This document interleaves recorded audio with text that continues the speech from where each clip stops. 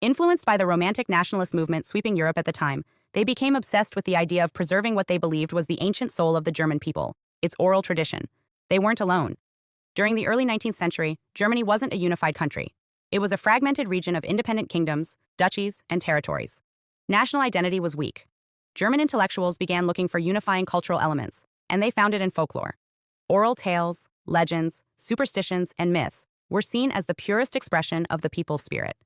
Collecting and publishing them became an act of cultural preservation, and more importantly, cultural construction. The Grimms believed that by collecting the stories of the Volk, the people, they could recover an ancient Germanic identity that had been buried under centuries of Roman, Christian, and French influence. But where did the stories come from? Despite their later association with rustic peasant life, most of the Grimm tales weren't collected from farmers or woodsmen. Many were provided by educated middle-class women of Huguenot descent, French Protestants who had fled Catholic persecution. These women had preserved versions of older oral tales, often told to them by servants or inherited from grandmothers.